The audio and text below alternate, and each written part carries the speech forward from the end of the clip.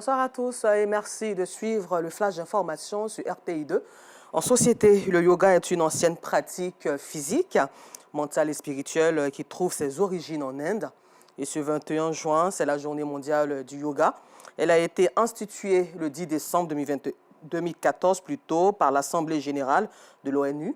Et notre équipe de reportage conduite par Perpétue Kakra et Joël Gosset a saisi cette occasion pour assister à une séance d'entraînement du yoga que nous voyons maintenant.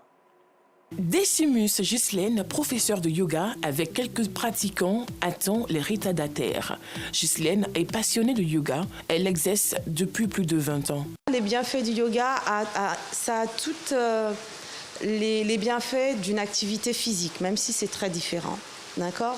Donc la mise en mouvement, bien-être articulaire, le gainage, se sentir bien dans son corps. Souvent, il y a beaucoup de gens qui viennent pour le mal de dos, bon, beaucoup de choses. Mais en plus de ça, avec le travail de la respiration, il y a aussi un recentrage sur soi. Même moi, je l'ai déjà remarqué, des personnes qui étaient très sportives, woyo, woyo, woyo, quand elles viennent au yoga, petit à petit, elles se ressentent sur elles. Elles apprennent à écouter ce qui se passe à l'intérieur d'eux, à prendre conscience de leur respiration, à savoir se calmer quand elles sont stressées par le biais de la respiration. C'est avec beaucoup de souplesse, de délicatesse et d'enchaînement de mouvements variés que Ghislaine aide ses étudiants à mieux pratiquer le yoga.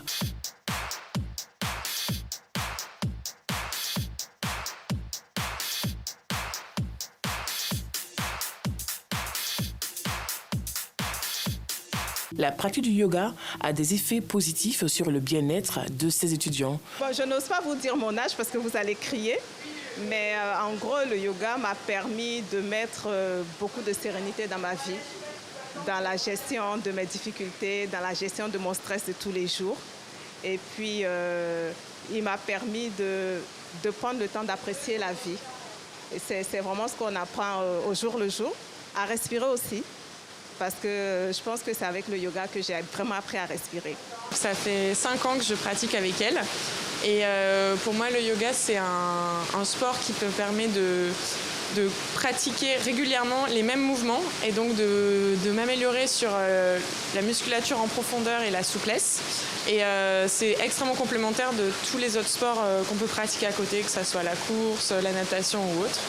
Et quand je pratique du yoga, c'est quand même un yoga assez énergique. C'est pas uniquement de la respiration. Il y a beaucoup d'exercices avec le corps.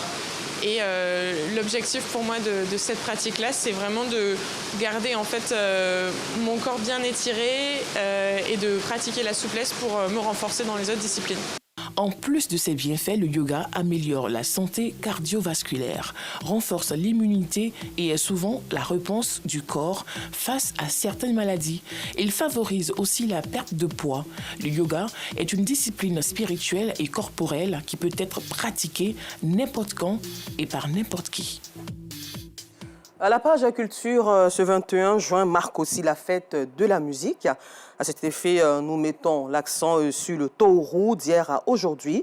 C'est autour de cette thématique que les journalistes et mécènes et acteurs culturels se sont retrouvés à la Maison de la Presse au Plateau.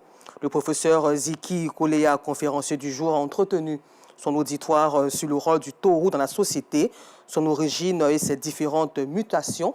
Cette conférence s'inscrit dans le cadre de la promotion du Tohru, socle de la musique BT.